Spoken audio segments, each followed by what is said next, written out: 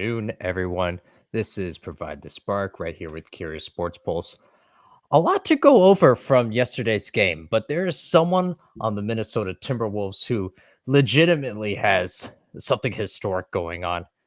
And then, yes, Ty Lue has indeed received an extension with the Los Angeles Clippers. So he will soon be the coach of Chris Paul. But luckily, before we get to all that, welcome Erock, welcome Know Your Must Joe. How are you this evening? Doing great, bro. How about you? Is it evening? No, I guess we'll count it as evening. Something like that. Yeah, something like that. But either way, Afternoon adjacent. yeah, depending on where you are. Hope you're doing well, man. So good, so good. But to all of that, there's another story. And before I give my 2 cents on this, it's story time with Gabriel. So Brandon Beane said something interesting about Stefon Diggs. And for those who don't know, the albatross, it comes, of course, from the rhyme of the ancient mariner, where the sailor shoots an albatross and then they have bad luck, and it's hung on his around his neck, and that's where that expression comes from, right? Meaning bad luck or something that you can't get over, something that stays with you. So for Brandon Beane, he then goes on to say that he felt that a player of his caliber, his being Stefon Diggs, this is a quote from him, if you weigh a lot of the things in those situations, but ultimately you just talked about the cap, it's just like that albatross hanging on your neck all year. And this is why that analogy holds zero weight in my opinion. Because the albatross wasn't what brought him bad luck. Shooting the albatross is what brings someone bad luck. That is what you're trying to overcome. And so Brandon Beane quite literally shot this metaphoric albatross in taking away the number one consistent thing on this Buffalo Bills team, and that is Stefon Diggs. It's night and day from when he started, from when he came to Buffalo, and everything he's done to support this team for Josh Allen specifically. And so now we're going to see. This is me projecting, but that was the number one security blanket of Josh Allen. And for Brandon Beane to now give this analogy, no, you are doing exactly what the sailor did in the poem. You are shooting the shot. You are shooting the only hope Josh Allen ever had of being a Super Bowl winning caliber quarterback. That's my opinion on all this. Go ahead, E-Rock. Well, you're definitely right about Brandon Beane. Here's the issue, and you're also right about Stefon Diggs from his first few years, because Josh Allen wasn't Josh Allen before Stefon Diggs. But with the replacement of their offensive coordinator 2 times in a row, like, Brian Daboll moving on, then they fired Ken. Yeah. His previous year, I forgot, because the guy who was actually our offensive coordinator at one point, forgot his name. Dorsey? No, the guy. Well, actually, Ken Dorsey. I know who he's talking about. Yeah, I can't remember. He was the coach of he was the offense coordinator for LSU when Burrow was there. Yeah, that's what I meant, LSU. So here's the rub. Brady? What? Oh, Joe Brady. Yeah. So ever since Joe Brady took over, their offense has pivoted completely, and Stefon Diggs did not have a catch or a touchdown. Excuse me, he didn't have a touchdown in like the remaining 7 games, or after that. Sorry, something stung me. Oh my God. Yeah, so he didn't have a touchdown, and it wasn't like they were even looking at him, but that's because Cook's Dalvin Cook's brother, can't remember his first name, but the other Cook was cooking, and they were giving him a lot of handoffs. And they were going a lot more to Knox and their other really good tight end. So they're becoming more of a conservative offense, and if that's the case, and Diggs was clearly not happy about being there, then the only thing I have an issue with is Beane saying anything. You just move on and focus on the future. But I mean, Stefon Diggs has been acting out for a hot minute and was tired of being there. So I don't know. I'm not No, as that's fair. I'm That's not as fair. dark as you, but yeah, they're taking a new direction. So, and he doesn't really fit there. But they definitely lost their best receiver. There's no doubt about that. And they lost Gabe Davis too. Yeah. Yeah. So it's gonna be a throwback offense maybe to the 70s. Joe, what do you think? I mean, is the guy gonna be happy anywhere? I mean, we saw the script in Minnesota already, and then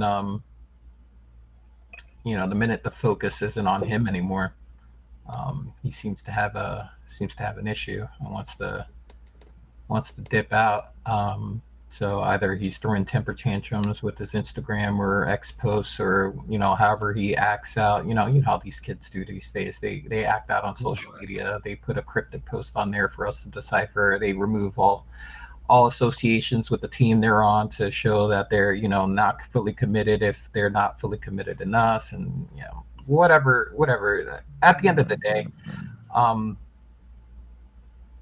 the Broncos did the same thing, right? The Broncos said, you know what? Let's just rip the Band-Aid off and get rid of Russell now and just eat that whole thing all at once too, because they have faith in their system and their development to build through the draft and not go free agent shopping on that level.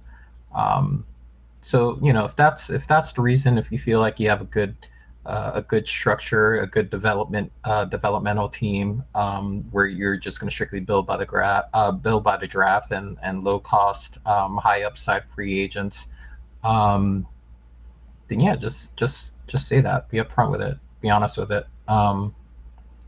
If that's your strategy, I don't really care if it's out there or not. I mean, as far as Beane's concerned, he's one of the most upfront people. As far as like, hey, this is what we're doing.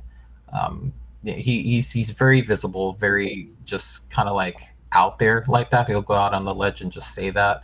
And I say that because he does a lot of media appearances, like the Pat McAfee show, friend of the program.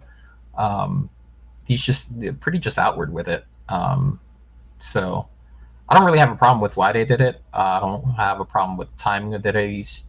He feels like as long as you got Josh Allen, we're going to win football games. However, we need to do that with whatever is ancillary. We'll work with it. I mean, they're obviously going to go with a lot of 2 tight end sets, given their tight end play.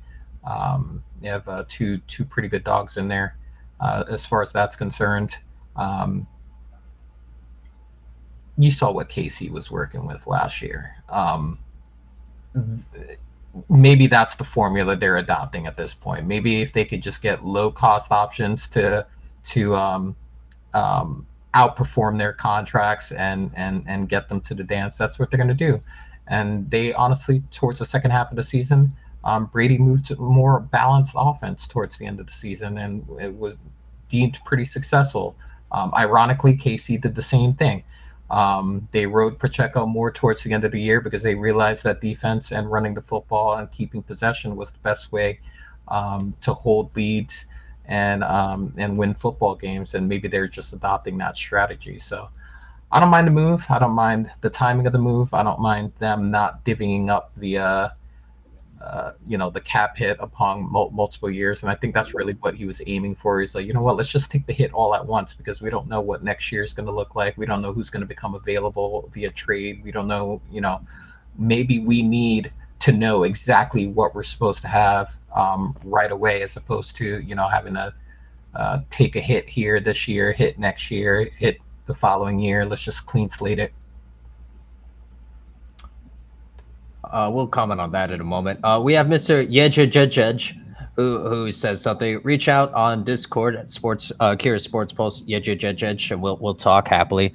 Here's my big issue. Not the spirit of what you're saying. And Joe, you're absolutely right in terms of that was his motivation of making this move. In terms of they didn't want to have it dispersed, the cap hit. So that's why they made the move now, and that's he even said this. Here's my big overall issue is that yes, once you get into playoffs, it's usually the team who can run the ball. It's the team who can get those chunk plays, those gimme plays, who can take advantage of those. That's who ends up having success. But for Josh Allen specifically, he needs that deep down threat option. And defenses, regardless of all the antics, they game plan. They came in wanting to stop two things: Josh Allen and his mobility, and Stefon Diggs deep. So he is what unlocks a lot of these things, and he is what allowed them to then pivot to a James Cook centric offense more. Yep. And it's known that they don't want to have Josh Allen taking as many hits or running as much as what he has been in the past. This is known. Yep. So I find the analogy strange, and you better hope that Keon Coleman hits. Because for sure, I think we're going to see this is me projecting further, and I'm one where I'm okay with letting a wide receiver go typically, but as in every case, in every scenario, there's nuance, and every situation is circumstantial. I think Stefon Diggs is primed to have a really good year with the Houston Texans. Now, will he throw a hissy fit week 10 after a 5-target game? Yeah. But that's what I'm thinking. So moving forward, who do you guys like? And I think this is a legitimate question. Who do you like better between the Texans and the Bills moving forward? Go ahead, E-Rock, you first. Bills are a better team right now, I think, because they're more established in what they do. Texans are going to have a first-place schedule this year, which is going to be a totally different thing. There's going to be tape on C.J. Stroud. The thing that's mainly going their way, Texans' way, is that they're in a really weak division. But I think the Bills are still the favorites to win the NFC East, or the AFC, excuse me, the AFC East. Yeah, that's right. Yeah, good. We knew you meant. Yeah. I think that's but I think they're the best position too. Again, they're more established. They're getting their defenders back now. Whether they stay on the field is different, but they're gonna make some noise. We're not gonna get past the first or second round, but they'll be there though. They'll be there. Okay, then. Oh, yeah. Sorry. Go ahead. Finish. No, you're good. So I guess I would go with Bills are a better team. Texans, worst division, but are also going to play, like I said, a first place schedule for the Bills. But I got more faith in their running game with James Cook and their tight ends. Fair. And then quick follow up for you: who do you like better right now, C.J. Stroud or Josh Allen? Josh Allen, for sure. C.J. Stroud has 1 year of sample size. Josh Allen's had several years of sample size. Mm-hmm. And he shows how much better he can be when he actually has a running game and it's not all on him. So I think that, Josh Allen is a freak of nature. C.J. Stroud's good, but I have to see more. There we go. A nice whoa, let's calm our horses take. I like it, E-Rock. Go ahead, Joe. Give me the Texans. For me, I just I like what they're building there. I like the fact that they are they have an opportunity to show growth between year 1 and year 2, and I'm excited to see what that entails. I think the AFC South is going to be a dogfight. I think every team in this division has, I wouldn't say gotten remarkably better, but I feel like it's going to be a very competitive division, and I believe the games within their division are going to make them better against their out of division opponents, just because of what a dogfight it's going to be. It's going to make those games even more important because they know that those division games are going to be such a big tall task. I personally, I usually lean towards the experience. I believe there have been shows that we've had together where this was posed. I always go to the experience. The one thing that concerns me though is that Josh Allen is determined to play how Josh Allen is going to play, and what I'm going to elaborate on that when it comes to his exposure and using him in the running game, or how he handles those type of situations. I've seen zero difference from when he came into the league into where he is now in terms of taking hits, taking that damage, and with all intents and purposes, he's going to still continue to play like that. So it's going to come to a point where how much damage can he take? How much injury does he expose himself to? So he's reaching the point where it's gonna hit the fan as far as whether he takes the wrong hit or not and misses some games. And that's what I worry about. If, in terms of CJ, what I saw is I believe he actually has. I don't think Allen is going to be more than what he is right now. And I think with the fact that he lost one of his best weapons, if not his best weapon, it's going to cap what he does this season, and he's going to need a little bit more help from his ancillary parts, say like a Cook. His tight ends are going to need to have a great year. The Texans just got themselves another weapon, and they have one that's on the cheap. Recovering from injury, but they got him on the cheap for the next several years, him being, a second-year player. And Stroud's on his rookie contract. So that means they can get even better. They can spend even more in the interim before they have to give him an extension. So the Bills are on that point where now they have to cap crunch. Now they have to penny pinch. And now they took a really big blow this season as far as spending wise, because they had to take a big hit getting rid of Diggs. So I think it may sound crazy, but I think the Texans are, I believe their division is gettable. They won it last year in the last game of the season. You expect them to be better this season, and you gave them another one receiver along with the other ones that they have on their team, and you have a decent tight end in Schultz. Give me the Texans and give me Stroud. I think they might have a better year, to be honest. I like that debate, so I hear both arguments. I could go either way. I'm obviously, based on how I talk, I'm leaning toward the Texans. But would it be surprising if the Bills had a better season than the Texans? No. I think that these will be two teams that are about close, or at least they should be right now in terms of expectations. But let's move on back to the NBA, our bread and butter here. Ty Lue has an extension. He is going to be with the Clippers through 2029. It's sourced to be, according to ESPN, about $14 million a year. I forget who called it. Was it you, Iraq, or was it you, Joe, or was it both of you? I feel like one of you or both of you said like yesterday or 2 days ago that Ty Lue would get the extension here. Go ahead, Iraq, your reaction and claim it if it was you. I said I would not be. I said I wouldn't be surprised if he left the Clippers, but at the same time, if they're smart, they'll extend them. That's what I said. If they're smart, but I said I wouldn't be surprised depending on it, So this is the smart move, it's the prudent move. He's the highest paid coach in NBA history now, $14 million a year. It's just funny because it's such a small percentage compared to the players. It just shows how much the players are valued.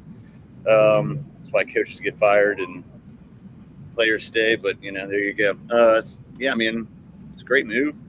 It's one of the best coaches. He's had to work with basically nothing, and he's probably the best coach when it comes to handling egos. I think that's absolutely paramount to that. And if they can ever all stay on the court at the same time, then they're forced to be reckoned with. But even later down the line, they started just falling apart. That's just the way it is. They had a run for a while, but I never have faith in the Clippers, but I do have faith in Ty Lue. So eventually, they're going to have to think about making some moves to get them some consistency on the court, because give them something to work with. They're stuck with Kawhi Leonard. They're stuck with him. Paul George, no, not so much. James Harden, not so much. I'd keep Russell Westbrook before I'd keep James Harden. But that's personal opinion. But they got to help the dude out, man. They got to get a big. They got to get a big that's consistent, and they got to get people that are remaining on the court other than with Russ. So good move for them. Hopefully he'll have more success in the future and with the new stadium. So yeah, I still like the petition for them to name the new stadium the stadium. just to really poke the Lakers in the eye.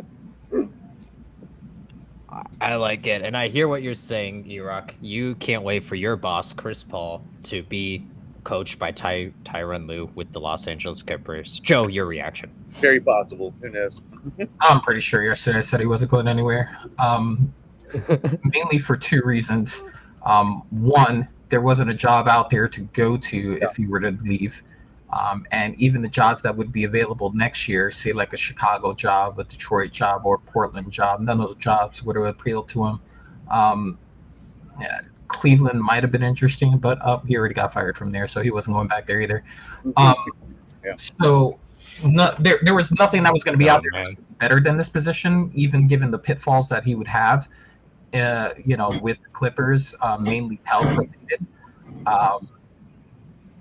So it just made sense. We're talking towards the end of the season, very, very contract anyway. So I would have placed the percentage of him leaving at 5%. So not surprising. Smart move, obviously. He's made do with whatever he's had. He's made the team competitive. He's definitely the type of coach that will maximize whatever talent he has. Which shout out to Tibbs. Tibbs is a guy that has shown this season that he's going to make do with whatever he has. So they're like in that sense that they've had to deal with health issues. And still try to churn out a season, capable of going places. But yeah, there wasn't any doubt that they were going to lock him up. Now, there are two types of coaches. There are the coaches who can take you from being a bad team or a mediocre team to being a good team. And then typically, and you guys were discussing this,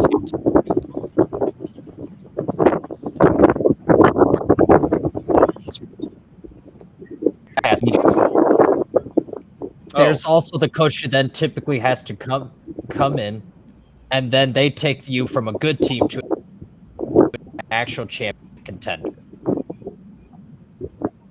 We're anyway. Good Ty Lue Clippers are a good team. They're coming off a 51-win season. They're obviously a good team despite everything.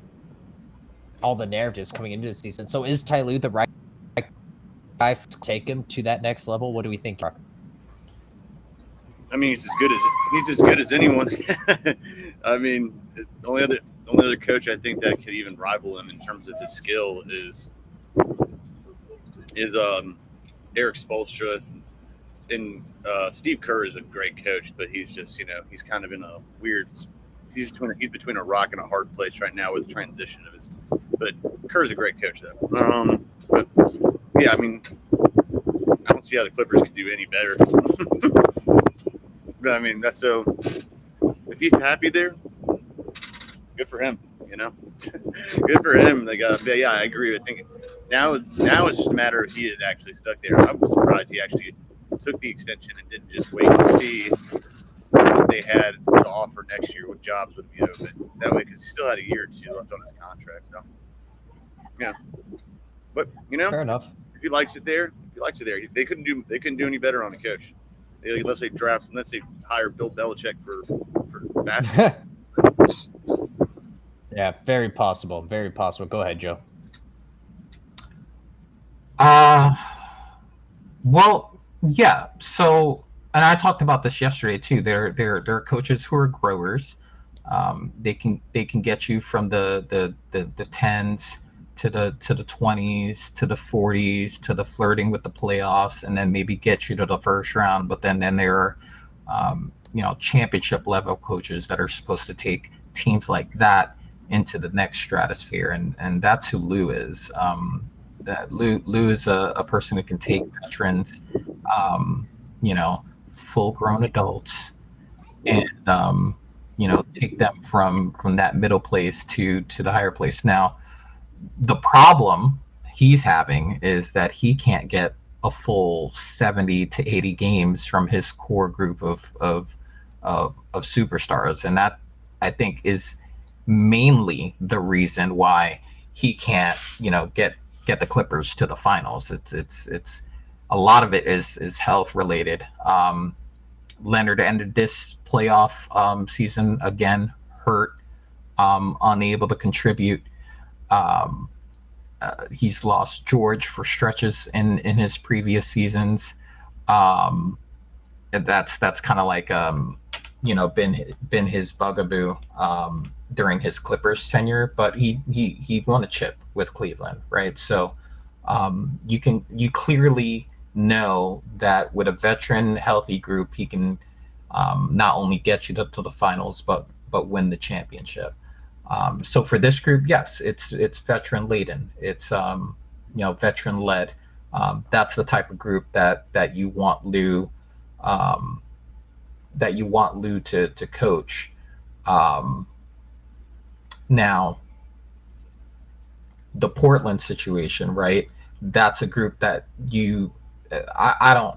like I said, I talk smack a lot on the Portland thing, but I think I strongly believe that that's not the team that Billups intended on coaching. He intended on coaching a team led by Lillard that would be surrounded with pieces to win in the playoffs. That's why they brought him here. He's a championship winning point guard. That was the point. Steve Nash, same thing, championship level type point guard. He didn't win the chip, but he had experience in the playoffs. He quarterbacked the team, many teams throughout his time. He was supposed to be coaching the big three, and then it disintegrated. For Lue, you brought him here because you would have veteran leadership.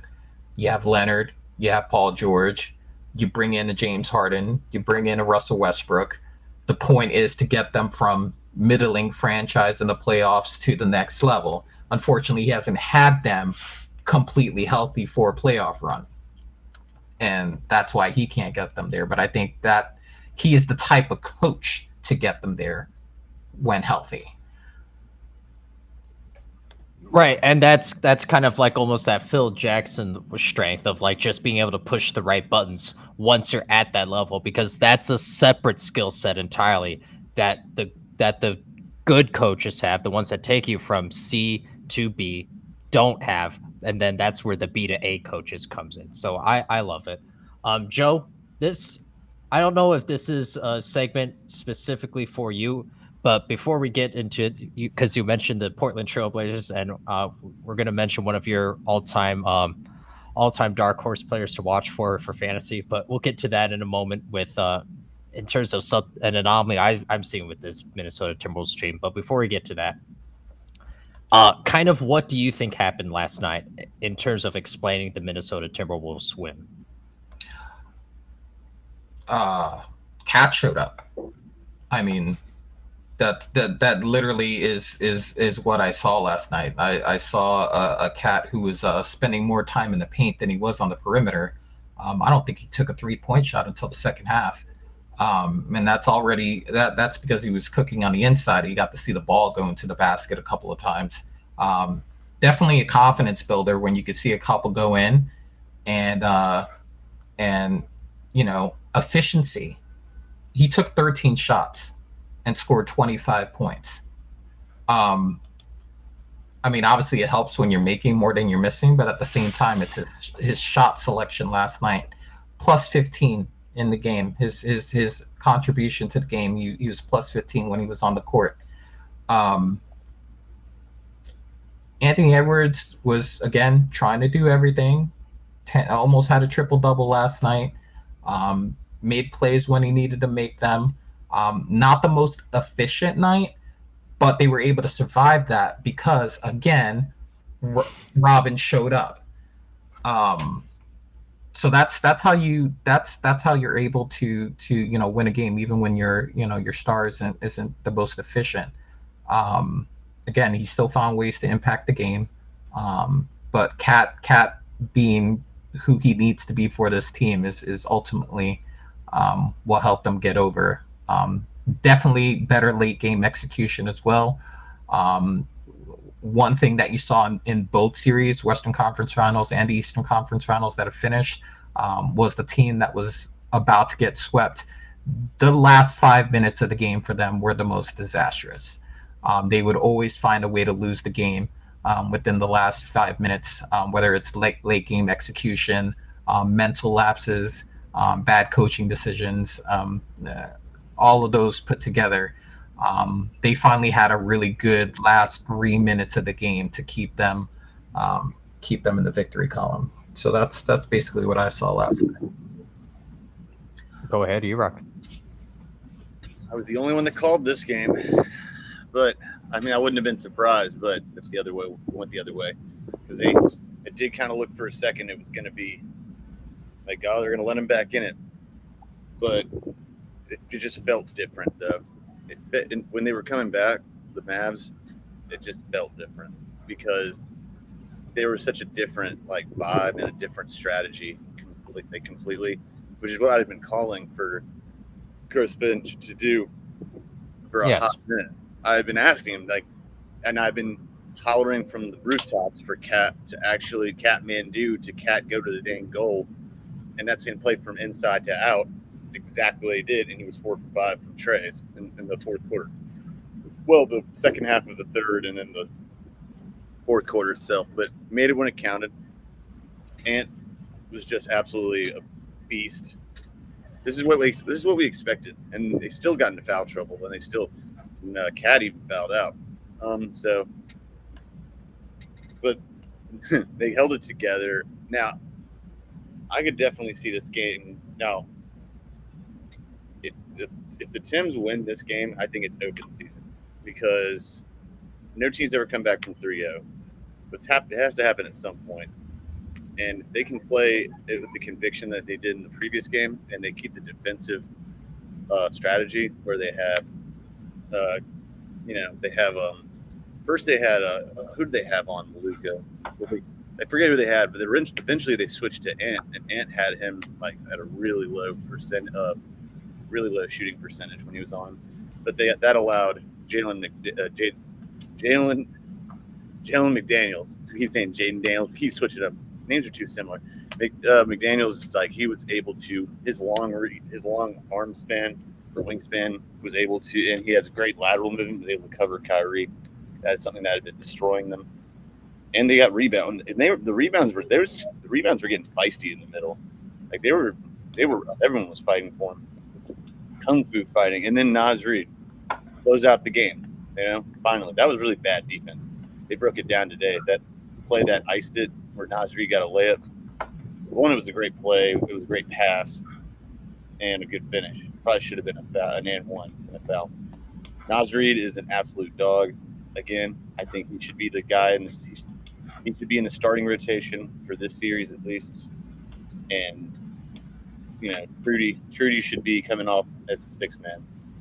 But Trudy played good last night. He played well enough. Got rebounds, got second chance, third chances, etc. So this next game is every game's crucial, but they're back in Minnesota, and I think it could possibly be. I'm going to say it was just an off game for the Mavs, but I think it was I think it's a better game.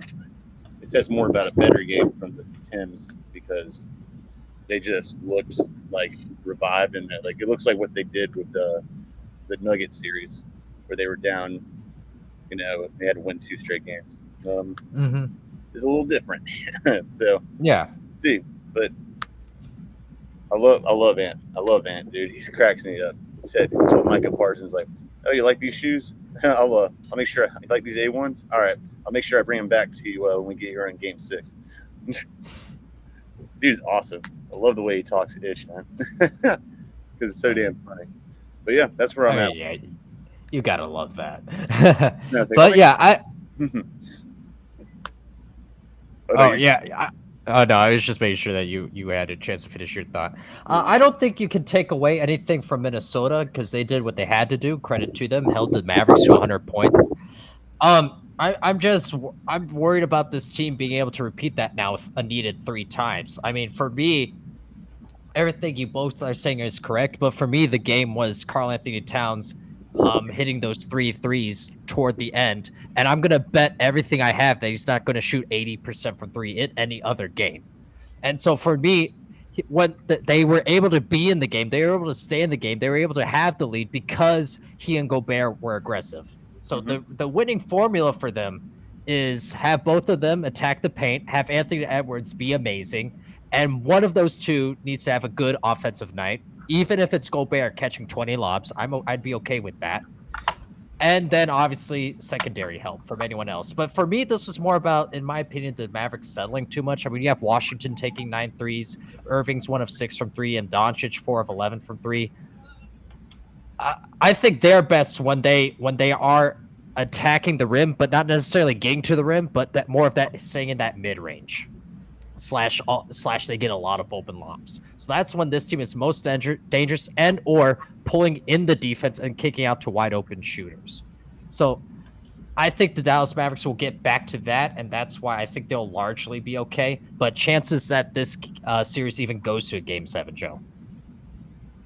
I personally don't like it. I don't think you can count on their three me on offensive weapons shooting 16 for 52 again. I don't think that's something that you could depend on. There's too much between Irving and Doncic. There's just too much offensive firepower there with the two of them. High basketball IQ.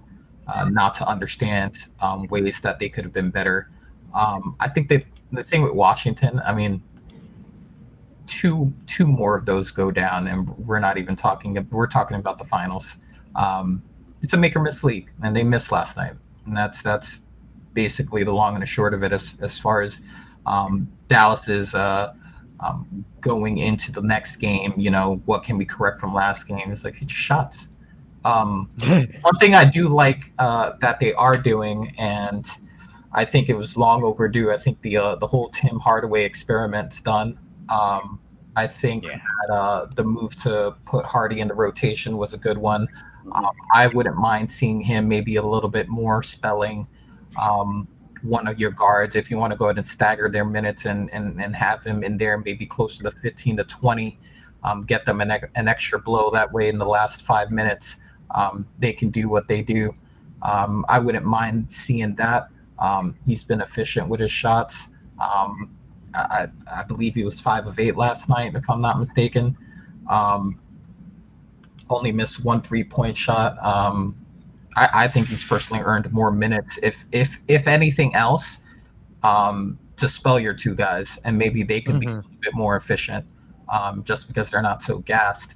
Because they each went 40 last night. I believe PJ went 40, which, I mean, younger, right? So I don't really mind that too much, younger legs. But that's personally one thing that I would like to see if we're making adjustments for game 5 is to do that. Give Hardy more minutes, spell your backcourt a little bit, and like I said, I don't think you can depend on 16 for 52 in the next game from your 3 main stars. So, but I mean, shout out to Timberwolves, right? They pride on their defense, held them to 100, and they happen to score more points. But I don't see it going more than 6, if anything. Yeah, I mean, 6 is the magic number, I think, for me. I mean, I think that they can do it. Possible, like I said, anything's possible. I mean, look at what did we all say about the Red Sox and the Yankees in 03, 04? I mean, so it has to happen at some point. I don't know if it's going to be this one because that's a hell of a. The only thing that's going for them is they got 2 games in Minnesota if it does go to a game 7. But game 6 would be my prediction as well. I think they're going to win. I think Tims are going to win this upcoming game now. Okay, so you see Dallas closing it out in game 6 then, essentially. Back in American Airlines. Back in Cuban land, yeah. Yeah, fair enough. Okay, last point for today. Jaden McDaniels is on truly something special here. So, and this will take a little bit of a brief explanation. So just like earlier, so bear with me. In general, what you want is for the amount of shots you take / your field goals attempted to at least match how many points you end up actually scoring. So if you take 10 shots, you want at least 10 points. And so this helps to include if you got fouled and you earn some points at the charity stripe, but this is kind of like the low mark of efficiency. And true shooting percentage takes that into consideration. It's a little bit of math, but basically, on a game-to-game basis, you want to be over 50%. The NBA league average was around closer to 60%. So to give you kind of an idea of where these next numbers are coming from, Jaden McDaniels in elimination games, minimum 15 field goals attempted in NBA history, has a 91.3 true shooting percentage. And in elimination games, he has 19.5 points per game. And last night, actually ticked his percentage and total down a little bit, which is truly amazing in my opinion. So either way, kind of speak to not just if you don't have too much to offer on Jaden McDaniels specifically. I just thought that stat was amazing, but maybe not just him specifically if you don't want, but just in general, the others showing up / the kind of unpredictable others showing up. Go ahead, E-Rock. Well, I mean, I love Jaden McDaniels. Sorry, it's like Jaden McDaniels, Jaden McDaniels, all Daniels, everyone McDaniels. Okay, so I love Jaden McDaniels. Again, former Hornet, awesome. PJ Washington, former Hornet, awesome. Happy for him. So I mean, he's always been that kind of gadget. Well, the Swiss Army knife. He's kind of player. He's always been a good defender, on-ball defender, I should say. We just had to play him. We being the Hornets had to play him in because we were so undersized. We had to play him at the 4, which is not his bread and butter. Not his chips and dip. It's like he's more of he's doing exactly what he's supposed to be doing. He's a great perimeter defender. And he can defend the slashing of the paint. I think I love. This has been the thing about it was that the role players for the Mavs kind of, if they don't. Udonis Haslam said this today, and I actually liked this comment because it's true. He's like, I believe this to be true. He says, if they don't win this upcoming game, the role players who have not been here before are going to start getting tight, and that's going to be totally up to the 2 superstars because they've actually had experience in this position to an extent. So I mean, so PJ Washington did step up in the 4th, but it was a long time coming because he hadn't done anything in the game. Derrick Jones Jr. not really much of a factor in that game. Gafford did all right, but on the Wolves side, that's what they've been needing. They needed people to help out, and that's because they were stifling him. So Jaden McDaniels was crucial. Mike Conley was a lesser of a role because they put Ant back at the 1 spot, which was smart. And then, I mean, there's others as well. I mean, Naz Reid, they still have the size. And so, yeah, I mean, Jaden McDaniels is one of the most crucial key pieces, is like one of the keyest of keys of the people on this court right now because of his defensive capability and his shooting percentage, as you pointed out, because he takes smart shots. He doesn't take a lot of shots, but he takes very smart shots. Like, he knows when to take them. So he shows great discretion and judgment on the court. So shout out to him. I love it. That's a really cool stat. I actually didn't know that, though. So shout out to that. That was really cool. Yeah, I think it was from StatMuse. E-Rock, do you have somewhere to go? And if so, quick plug before we let you out of here. Any shows tonight / where can we find you on the YouTube and on the socials? Yeah, I'm about to put on a show after this. Cover just some of what we just talked about. Good, how you doing? Sorry, just a friendly neighborhood person. I'm gonna do a show. Scoutcast Media, Living Good 09. That's where I'm at. And I don't know who will be on it, but maybe Gabe will be on it. I don't know. Maybe Joe will be on it. I don't know. Depends, and we'll see. We're gonna find out. Maybe Jordan will be on it. It'll be a surprise. I don't know. Yeah. I don't know if the Mets played today or no. Never mind. He didn't. He's okay. He's on duty. Got it. Yeah, he's on duty. Yeah, he's on duty. I can understand. All right. Yeah, and I want to apologize for if anyone was offended by anything Jordan said, which is a very distinct possibility. Very distinct Probably. possibility. Yeah. It was something. All right. He's All there. right. See you, man. I'll see y'all later. Peace out. All right. Go ahead, Joe. Am I did you- commenting on this or am I leaving out? I was gonna say, did you need me to clarify? No, just because Iraq has a lot going on, so he had to leave us early today. That's why. But yeah, on either Jaden McDaniels specifically or the emergence of others who were like, oh, that's right, Mike Miller's still on this team and is awesome. That kind of thing. Whatever you want. Well, I mean, yeah, like I said, the Tim Hardaway played himself out of the rotation over in Dallas, and they're getting some decent contributions from Hardy, which I would like to see a little bit more. If only because he plays the position that your stars play. So it would be smart to maybe get them in the 30s as far as their minutes are concerned. Maybe they have a little bit more juice towards the end of the game. So that's someone I would like to see get more minutes. To Eroc's point, the Dallas bench outscored Minnesota's bench, and Minnesota has the sixth man of the year. So if the starters make some more shots, we're talking about the Dallas-Boston series right now. The Dallas's bench did come through last night, even to a point where maybe you give them like 5 more minutes, If you're playing with think about it. If you're playing with house money, you're up 3-0, right? What does it really hurt to spell your guys maybe a little bit more if it helps them have a little bit more towards the end of the game? That's all I'm saying. I understand sticking to rotations and things like that. You have a game plan, so on and so forth. But I mean, if Hardy's hitting shots, I don't know why you don't just leave him out there and rotate the 2 point guards. Staggered them to maybe keep them in the mid 30s range, so that they have more to close the game with. But yeah, others are very important. I wouldn't count on PJ Washington having another disastrous game like that in a game 5. But also Naz Reid could be better with more opportunities in game 5 for Minnesota. And my rule is role players generally play better at home, and they're about to go home for this game 5, so expect the others for Minnesota to be extra juiced to try to save their season.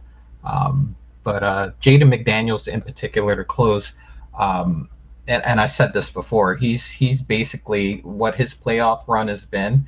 He's basically what Cleveland's wanted Evan Mobley to be. They've wanted Evan Mobley to provide that third offensive punch, and more often than not, at least since the Phoenix series, he's been doing that pretty consistently with the opportunity when he's given the opportunities. So I'd like to see him also have a big game in Game 5 when we get there. Then must be also said, Derek Lively coming back either for Game 5 or Game 6. I mean, they did miss him last night, to be honest. Yeah, and it all goes to the point. Final thing I want to ask you then before we actually get out of here, Joe, and then hopefully we see you later on Scoutcast Media Hub. So I said this on the morning show too. I'm really concerned about Cat's mentality right now, and I almost don't like that. Obviously, it's great that he made those 3-pointers, those 3 that I'm talking about toward the end. Especially in the 4th. Obviously, it's great that he made them, right? That's a no-dust statement. But in my mind, that's almost cementing, that's almost enforcing a bad habit of the thing that we're trying to get away from with him.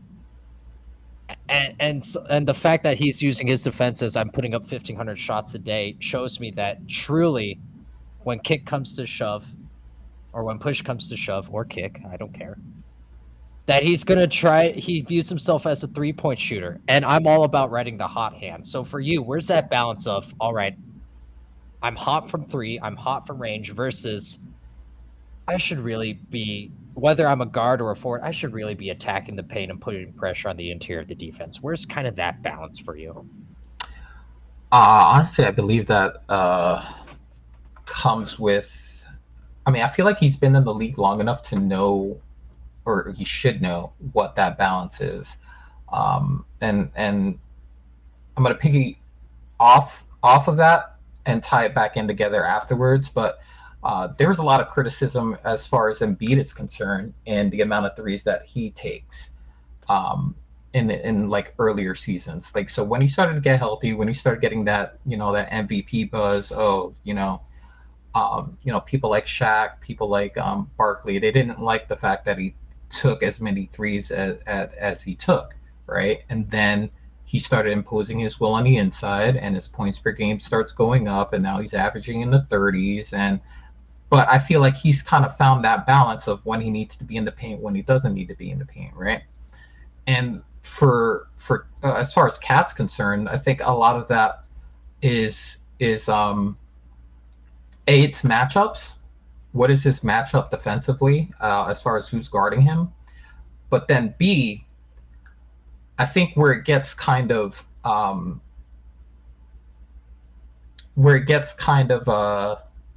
difficult for him is spacing, right? He has a statue at 5.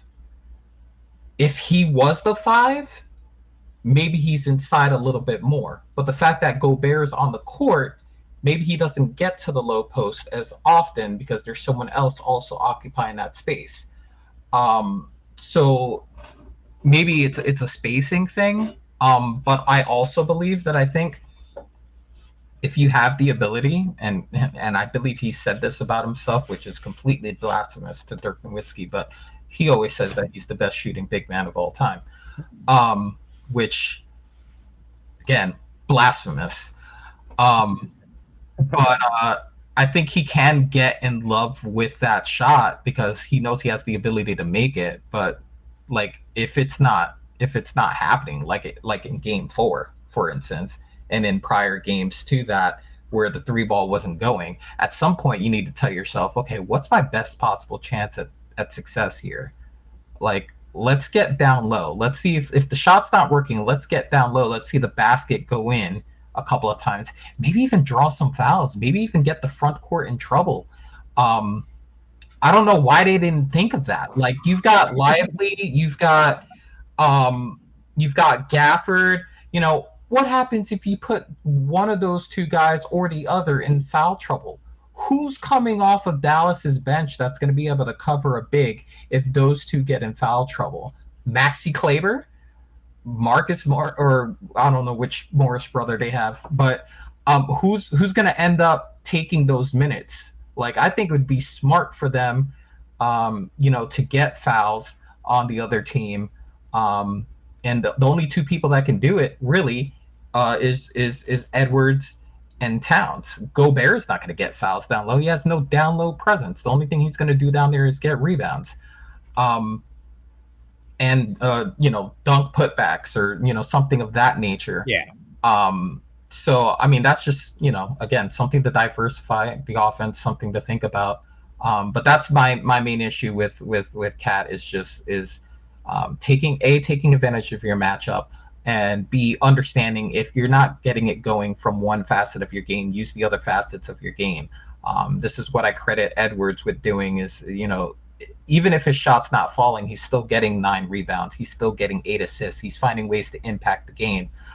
If the shot's not going, Cat needs to find ways when his shot's not falling to be more efficient. And if it's, going down low, why aren't we doing that? The benefits outweigh the negatives. I mean, if anything, even if the shot doesn't go down, if you can put the front court in foul trouble, they have no front court depth on the Mavericks. Like, if you get one of them in foul trouble and have to depend on the other, then get that one in foul trouble, because you have Maxi Kleber, Dwight Powell, like, those are your bigs after those two. So something to think about. Absolutely. Joe, let's get out of here. Anything to plug / any socials? Go ahead. Yeah, man, as always, you can find me at Java Joe Sports on the X. I'm always commenting on whatever's going on, whether it's hockey, whether it's basketball, football, whatever sports strike my fancy. Shout out to Joseph Newgarden, back-to-back Indy 500 champ. I watch everything. Everything's interesting to me in some way. I have a favorite in everything, and I'm always going to put my thoughts out there live on Front Street. But thanks again for this platform here. BTG, always a pleasure, and I hope to see you a little bit later. No, thank you, Joe. And also check out our friend E-Rock. If you're looking it up on the YouTube, at Scoutcast_Media Hub, that's how you find his YouTube channel, E-Rock's YouTube channel, Scoutcast Media Hub. And so go check that out. We will see you later. Till next time. Thanks, Joe. Thanks, E-Rock. Sure.